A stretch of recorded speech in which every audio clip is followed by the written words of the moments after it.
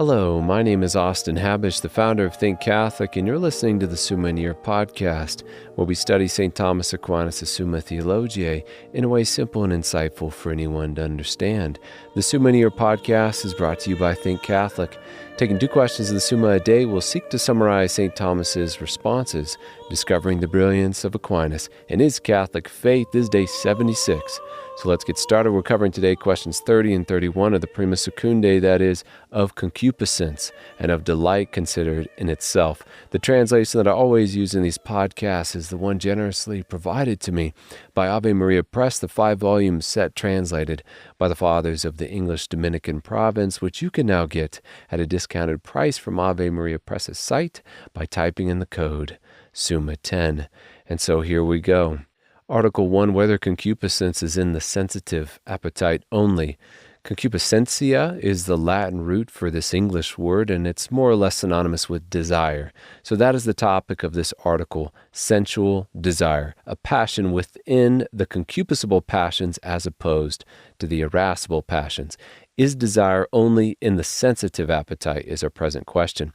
Because we have both the sensitive appetite, in which are the sensitive passions, as well as the intellectual appetite, which is the will. So is desire found only in the sensitive appetite, or also on a higher plane in the realm of the intellectual appetite. St. Thomas writes, properly speaking, desire may be not only in the lower, but also in the higher appetite, for it does not imply fellowship and craving, as concupiscence does, but simply movement towards the thing desired. So if what we mean by desire is simply movement towards the object of one's love, then it can be found in both the sensual and intellectual appetite. But if we take desire or concupiscence to be defined as a craving for some pleasant thing, specifically pleasant to the senses or to the body, then it is properly a sensitive passion and not pertaining to our properly spiritual powers of apprehension and appetite. Article 2, whether concupiscence is a specific passion. And this is a good question because powers are distinguished by their objects, as we've said in previous episodes. And since the pizza on the table, for example, is one object, but can be the object of love, desire, and joy, it seems that since that object, the pizza, is the same, the passions related to it should be the same. But the passions differ because although the external object is the same, there is, according to Aquinas, a diversity in its active power. So there is a diversity in our relation to that object, which St. Thomas will explain further in writing. The nature of the motive power, so the passion in us, differs according as the good is really present or absent, because according as it is present, it causes the faculty to find rest in it, whereas according as it is absent, it causes the faculty to be moved towards it. Therefore, in response to the question of this article on whether concupiscence is a distinct passion, Aquinas writes, the object of sensible pleasure causes love, inasmuch as, so to speak, it attunes and conforms to the appetite itself.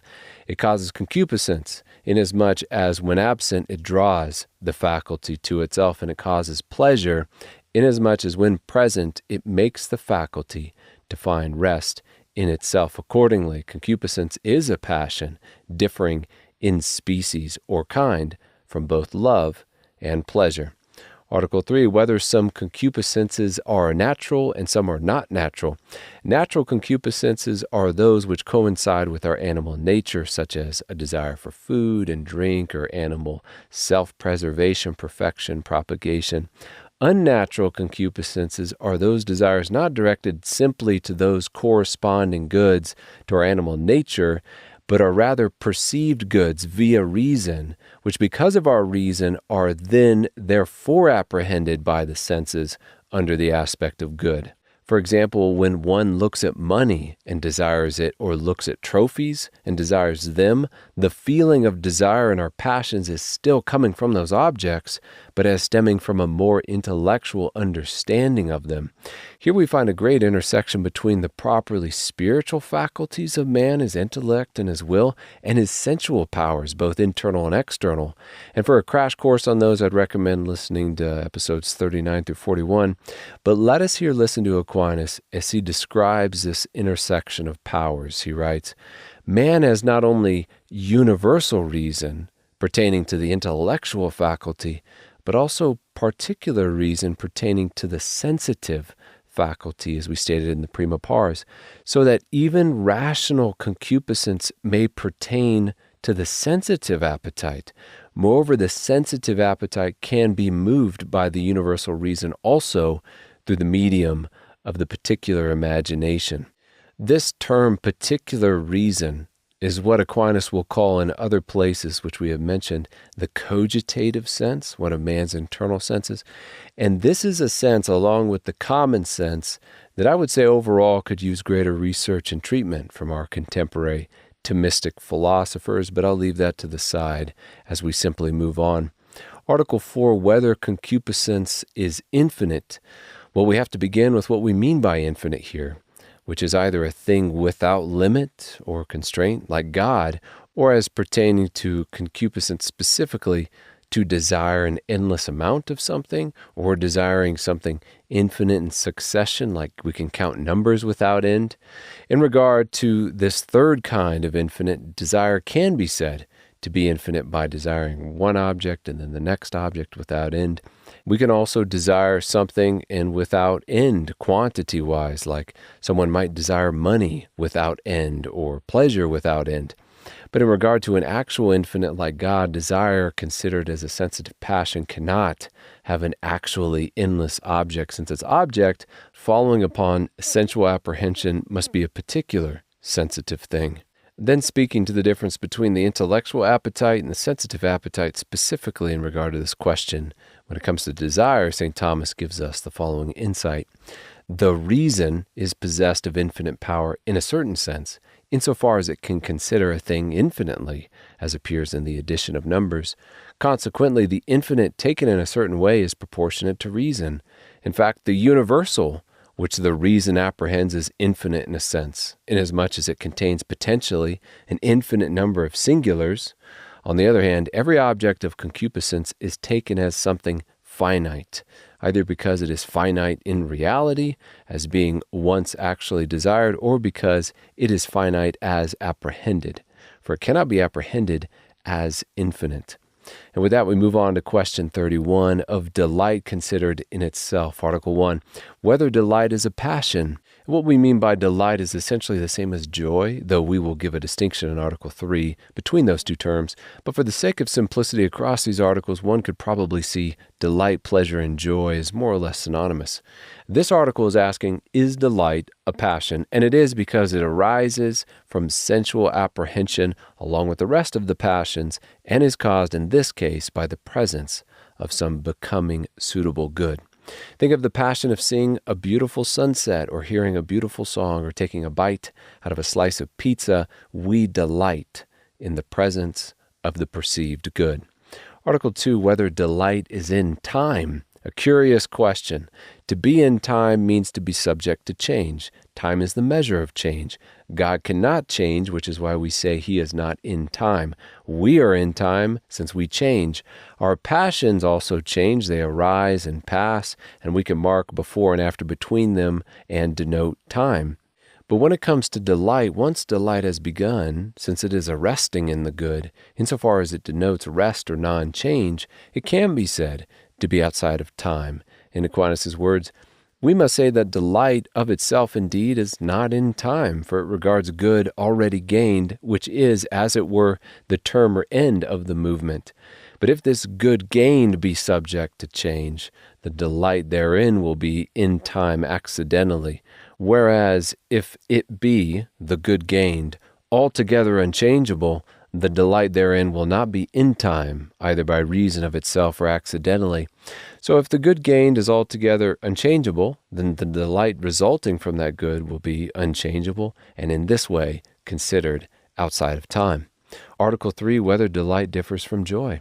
In a word from St. Thomas, we do not speak of joy in irrational animals, whereas we do speak of delight in them, therefore joy is not the same as delight. And that is really at the heart of this distinction, since we can rest in both intellectual and sensual goods and have both a sensitive appetite, the passions, and an intellectual appetite, the will. we reserve the word joy for the specifically spiritual goods we happen to be resting in, while we take delight as a broader notion, which can apply to both. In summary, from Aquinas, we do not speak of joy except when delight follows reason, and so we do not ascribe joy to irrational animals, but only delight. Article 4, whether delight is in the intellectual appetite. As we mentioned already, we can apply delight as a broader term to both the sensual and intellectual appetite. In both cases, it means a kind of resting in the apprehended good, and since we can apprehend things via sense or via the intellect, we can attribute delight to both of these appetites. And how that works out, St. Thomas says in the following words, "There is this difference of delight in either power, that delight of the sensitive appetite is accompanied by a bodily transmutation or change, whereas delight of the intellectual appetite is nothing more but the mere movement of the will." Hence Augustine says that desire and joy are nothing else but a volition of consent to the things we wish. In other words, delight is an act of willing in the intellectual appetite and an act of the passions in the sensitive appetite. Article 5, whether bodily and sensible pleasures are greater than spiritual and intellectual pleasures. And there is a lot of material in this article for prayerful reflection. But first of all, what is required for pleasure? First, the object or perceived good. Second, the subject or power the good is being united to. And third, the union itself. Now, in each of these arenas, whether it be the good, the power, or the union with that good, in each of them, the intellectual plane is greater or superior than the sensitive or sensual one. And therefore, abstractly considered, the intellectual pleasures should be greater. For a man loves the good of honor in many cases, which is a spiritual thing, than the love of bodily pleasure. Think of those who've given up their lives rather than partake in dishonor, or those who forego evil sensual pleasures, which they know will lead to dishonor. From the aspect of the power, the intellectual power penetrates to the essence of things, known in an instant, where the sensual apprehension can only apprehend sensitive parts of a thing, and gradually and in a partial way.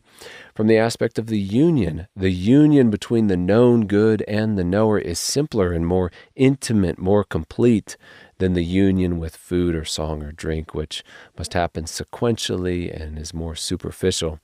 So in the abstract, spiritual pleasures ought to be much greater than bodily ones, but to us broken, fallen human beings, because sensual goods are readily apparent to us, come with a change in the body, since that is the case with all our passions, and are often sought to remedy bodily sensual griefs or pains. In this way, the sensual goods can seem greater to us. Which is why, according to Aquinas, the majority turn towards the sensual as opposed to the spiritual good. In his words, the reason why more seek bodily pleasures is because sensible goods are known better and more generally, and again, because men need pleasures as remedies for the many kinds of sorrow and sadness, and since the majority cannot attain spiritual pleasures, which are proper to the virtuous, hence it is that they turn aside to seek those of the body. Article 6, whether the pleasures of touch are greater than the pleasures afforded by the other senses. The key to this question is the following from St. Thomas. Everything gives pleasure according as it is loved. He will then go on to describe that our love for our senses is due to the sensual knowledge they give us, along with their overall usefulness to us. And think about what senses, which ones would you consider most valuable to you in those respects? And I think sight would be an immediate winner for most of us, along with touch, simply because of how evidently damaging it is to those who cannot sense heat or cold or puncturing or bruising of the body. And these are the senses which Aquinas will focus on in this article, because they stem from a greatest natural love in regard either to usefulness or to knowledge. In his words, it is evident that in everything, that which is natural is most powerful. And it is to these pleasures of the touch that the natural concupiscences, such as those of food, sexual union, and the like, are ordained. If, however, we consider the pleasures of sight, inasmuch as sight is the handmaid of the mind, then the pleasures of sight are greater, for as much as intellectual pleasures are greater than sensible. Article 7, whether any pleasure is not natural. Pleasures that are natural to man are pleasurable due to the kind of thing that he is. Things like eating food, sleep, as well as contemplating truth or doing good deeds, virtuous acts. But there are some unnatural pleasures which can be considered connatural, that's Aquinas' word here, or appear suitable to us based on things like physical illness or illness of the soul, which is vice or even evil custom. And then Aquinas gives us some examples that are probably too vulgar to mention, but I will refer the listener to the text if they're interested in those specific examples. But in a word, in response to this article, St. Thomas says, consequently, it happens that something which is not natural to man, either in regard to reason or in regard to the preservation of the body, becomes connatural to this individual man on account of there being some corruption of nature in him. Article 8 in our last article, whether one pleasure can be contrary to another. Only insofar as pleasure follows upon resting in the perceived good, and there are certain goods that are opposed to resting in other ones, and at the same time, kind of like a stone cannot be resting on the table and on the floor at the same time. So if I'm taking pleasure in eating a slice of pizza, I cannot at the same time be taking pleasure in eating a donut, unless you're somehow eating a donut pizza, which is kind of strange, but I'm pretty sure Aquinas' point here is pretty clear. He writes, things of the same genus or category that impede one another are contraries, as the philosopher states, but some pleasures impede one another. Therefore, some pleasures are contrary to one another. Which brings us to the close of another episode. We have just finished covering questions 30 and 31 of the Prima Secundae, that is, of concupiscence and of delight considered in itself. My name is Austin Habish with Think Catholic, and I cannot wait to see you tomorrow.